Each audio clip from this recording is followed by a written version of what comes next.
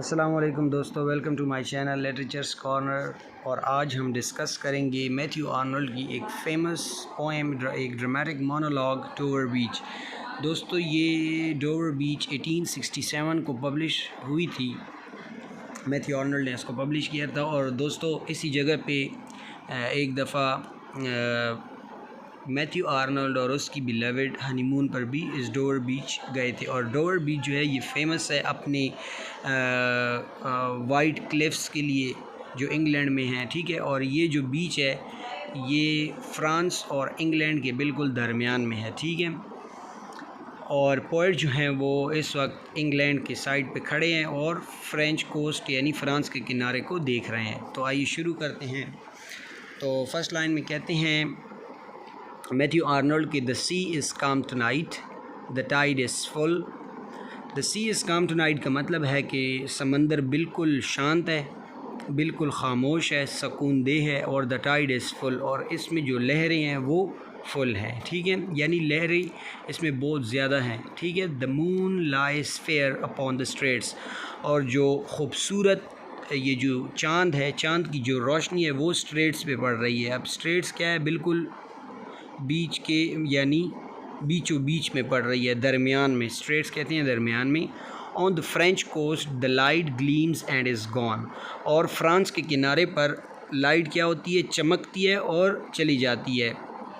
जैसे सितारों की जो रोशनी है वो आती है, ट्विंकल करती है और ट्विंकलिंग करती है और चली जाती है। सेम इसी तरह फ्रांस के किनारे पर चाँद की रोशनी चमकती है और चली जाती है।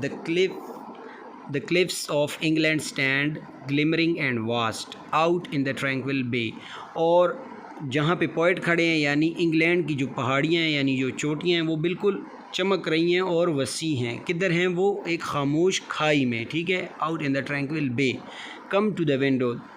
दोस्तों अब यहाँ पे देखें कि डोवर बीच पे ही यानी पोइट मैथ्यू आर्नल्ड किसी को बुला रहे हैं, तो वो इसकी अपनी बिलवेड को बुला रहे हैं जो विंडो में खड़े हैं। तो ये ख़ुद तो अब ये अपनी वाइफ को बुला रहे हैं कि come to the window, sweet is the night air, की रात की हवा कितनी खूबसूरत और स्वीट है। Only from the long line of spray, लेकिन ये जो एक लंबी सी लाइन है ये झाग की, where the sea meets the moon blanched land, जहाँ पे समंदर मिलता है मून ब्लांच्ड लैंड से। मून ब्लांच्ड लैंड क्या होते हैं, चांद की चांदनी से जो जगह सफ़ेद हुई है ना, उस जगह से ये स्प्रे मिलती है। यानी यहाँ पे एक खूबसूरत सा नज़ारा जो है मैथ्यू आर्नल्ड वो पेश कर रहे हैं, डिपेक्ट करने की कोशिश कर रहे हैं। और अब वो कहते हैं अचानक यहाँ पे वो जो है एक्सटेसी में थे ना, अब अचानक से वो सोरो की तरफ कन्वर्ट होते हैं। अब अपनी बिलवेड को कहते हैं कि listen you here the grating roar, आप जो है घिसकने की आवाज़ सुन रही होंगी, ठीक है। ऑफ पेबल्स, किसकी, इन पत्थरों की, ठीक है। समंदरी जो पत्थर है उनको पेबल्स कहते हैं। Which the waves draws back and fling, जिसको लहरें पीछे की तरफ घसीट दी हैं, एंड फ्लिंग, और उनको दोबारा उछाल दी at their return up the high strand, जहाँ पे ये समंदरी पत्थर थे वहाँ पे ये इनको दोबारा उछाल के फेंकती हैं ये लहरें, ठीक है। तो ये पत्थरों के घिसकने की आवाज़ आ रही है। अब ये सोरो को यहाँ पे उन्होंने डिपेक्ट करने की कोशिश की है। बिगिन, और ये प्रोसेस शुरू है, एंड सीज, और रुक जाता है, एंड देन अगेन बिगिन, और इसी तरह दोबारा ये चल रहा है और रुक जाता है। और इससे क्या हो रहा है कि with tremulous cadence slow and bring the eternal note of sadness in, और इसी से ये ट्रेमुलस कहते हैं एक वाइब्रेशन को, और उससे एक, और इसी पत्थरों के घिसकने की आवाज़ से जो है एक रिदम क्रिएट हो रही है स्लो सी। और ये रिदम जो है ना ये एक एटर्नल नोट ऑफ सैडनेस है, यानी ये ना ख़त्म होने वाली एक उदासी है। देखें जहाँ पे इन्होंने वो सबसे पहले एक सीनरी को क्रिएट किया अपनी इस पोएम में, एंड देन वो मतलब एक्सटेसी के एक स्टेज पे थे, एंड अगेन वो एक सोरो की तरफ आए हैं। ये मैं आपको आगे समझाऊंगा कि दरअसल इस पोएम का मतलब क्या है, मैसेज क्या देना चाह रहे हैं, ठीक है। अब नेक्स्ट स्टैंजा में कहते हैं सोफोक्लिस लॉन्ग अगो, यानी सोफोक्लिस एक ग्रीक ड्रामेटिस्ट हैं जिन्होंने एक फ़ेमस वर्क अपना इडिपस रेक्स भी लिखा था। तो ये ग्रीक ड्रामेटिस्ट है। और दूसरी बात ये कि ये जो विक्टोरियन पोइट्स थे इनको ये क्लासिकल पोइट का रेफरेंस देना अपनी पोइम्स में बहुत अच्छा लगता था, ठीक है। तो ये रेफरेंस तो वो देते हैं, उस वक्त की ये ट्रेडिशन थी। कहते हैं Sophocles long ago heard it on the Aegean. ये जो ईजन है ये एक सी है ग्रीक में, ठीक है। तो कहते हैं कि सोफोक्लीज के दौर में उन्होंने भी बिल्कुल इसी तरह ये पत्थरों के घिसकने की आवाज़ ईजन सी पे सुनी होगी।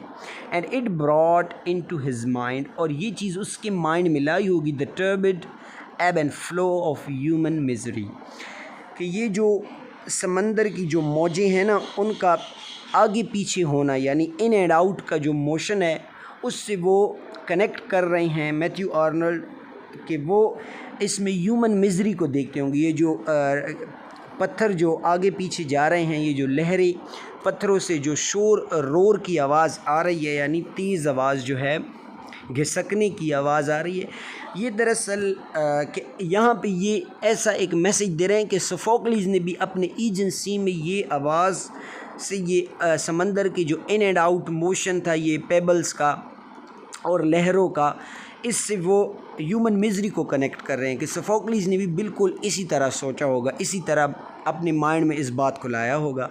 और कहते हैं वी फाइंड, और वी यहाँ पे यूज़ हुआ है मैथ्यू आर्नल्ड के लिए और उसकी बिलवेड के लिए, यानी वो दोनों, we find also in the sound a thought hearing it by this distant northern sea, और आज हम भी इसी साउंड को बिल्कुल सुन रहे हैं इस दूर नॉर्दर्न सी डोवर बीच पे, ठीक है जी। तो आगे बढ़ते हैं। आगे कहते हैं the sea of faith was once too at the full and round earth's shore lay like the folds of a bright girdle furred। अब सी ऑफ फेथ की बात कर रहे हैं दोस्तों। ये जो सी ऑफ फेथ है ना, ये यहाँ पे एक मैसेज ये दे रहे हैं कि जो रिलीजियस, ये जो ईमान है ना, फेथ है, ये भी बिल्कुल इसी डोवर बीच की जो लहरें हैं, उसी तरह ये भी एक वक्त पूरा हुआ करता था। यानी लोगों में ये जो रिलीजियस पर्सपेक्टिव से बात करें, ये बिल्कुल फुल होती थी उनमें। And round earth shore lay like the folds of a bright girdle furled. और यहाँ पे ये बात कर रहे हैं कि ये जो फेथ था ना, ये बिल्कुल ऐसे लिपटा हुआ था ना लोगों में, जैसे ये गिर्डल है एक कमरबंद टाइप का, जो फल्ड का मतलब है लपेटा हुआ ना। तो ये सी ऑफ फेथ भी, यानी ये जो फेथ का फैक्टर है, ये जो ईमान है, ये जो रिलीजियस लोगों का जो शौक़ था रिलीजन की तरफ, वो बिल्कुल इस गिर्डल की तरह चारों आर चपेर जो है ना, वो एक बंधा हुआ होता था लोगों में, ठीक है। लेकिन but now I only hear its melancholy long with drawing roar, लेकिन आज मैं सिर्फ सुन रहा हूँ इसमें क्या, एक चली जाती और दोबारा आ जाने वाली आवाज़ को, यानी उसमें मेलंकली देख रहा हूँ, रिट्रीटिंग, जो अब वापस चली गई है, पीछे हट गई है, to the breath of the night wind, जिस तरह रात की हवा जो है वो आसमान में शोर करती है ना, बिल्कुल उसी तरह आज मैं भी इस सी ऑफ फेथ में, इस रिलीजन का फेथ जो इंसान के अंदर मौजूद है, वो बिल्कुल उसमें अब मैं मेलंकली को देख रहा हूँ। और अब ये लोगों में ये रिलीजन का जो फेथ है वो ख़त्म हो रहा है, वो पीछे जा रहा है, रिट्रीट हो रहा है, ठीक है। And down the vast edges drear and naked shingles of the world. और जब इस तरह हो रहा है तो ये इस अफसरदा से, मतलब इन किनारों पे, इन वसी किनारों पे सिर्फ नंगे गोल गोल पत्थर जो हैं, जो समंदर के साथ जो शिंगल्स रह जाती है ना, पत्थरी जो होती है, वो ही सिर्फ रह गई। तो लोगों के दिलों में अब सिर्फ ये गोल गोल पत्थर ही रह गए हैं। क्यों? क्योंकि उनमें जो फेथ का फैक्टर था ना, उनमें जो फेथ था, वो जो रिलीजियस दौर था, यानी कंसोलेशन ऑफ लव थी उनमें, और नॉट टू अवॉइड रिलीजन का जो प्रोसेस था उनमें, वो अब ख़त्म हो रहा है। और यानी क्योंकि उस वक्त मॉडर्न एज शुरू थी ना, तो दरअसल इस पोएम की एक मेन थीम ये भी है कि एंटी मॉडर्नाइजेशन, क्योंकि लोगों का जो ध्यान था वो साइंस की तरफ था, ठीक है। लेकिन मैथ्यू आर्नल्ड ने इस पोएम को एक मेलंकोलिक पोएम की तरह हमारे सामने डिपेक्ट करने की कोशिश की है, जिसमें वो बताना चाहते हैं कि लोग किस तरह रिलीजन से दूर हो रहे हैं। तो इसी तरह वो अपनी बिलवेड को कहते हैं, ah love let us be true to one another, तो हमें एक दूसरे के लिए बिल्कुल ट्रू होना पड़ेगा, ईमानदार होना पड़ेगा, क्योंकि for the world which seems to lie before us like a land of dreams, क्योंकि ये जो दुनिया हमारे सामने जिसको हम देख रहे हैं ये तो एक ख्वाबों की दुनिया है, क्योंकि इस दुनिया में बहुत सी वेराइटीज़ हैं, so various, so beautiful, so new. इसमें बहुत सी वेराइटीज़ हैं, ये जो है बहुत ही सुंदर लगती है, बहुत ही खूबसूरत लगती है और बहुत ही नहीं लगती है, लेकिन hath really neither joy nor love nor light nor certitude nor peace nor help for pain। और यहाँ पे ना ही खुशी है, ना ही कोई प्यार है, ना ही कोई रोशनी है, ना ही किसी का किसी पे कोई यकीन है। सर्टिट्यूड कहते हैं यकीन को, सर्टेनिटी भी नहीं है, ना यहाँ पे अमन है इस दुनिया में अब, और ना ही कोई किसी गरीब की जो कोई दर्द में मुब्तला है उसकी कोई मदद करता है। And we are here as on a darkling plain. और आज जो है हम इसको इस दुनिया में मतलब इस काली तारीकी में देख रहे हैं, ठीक है।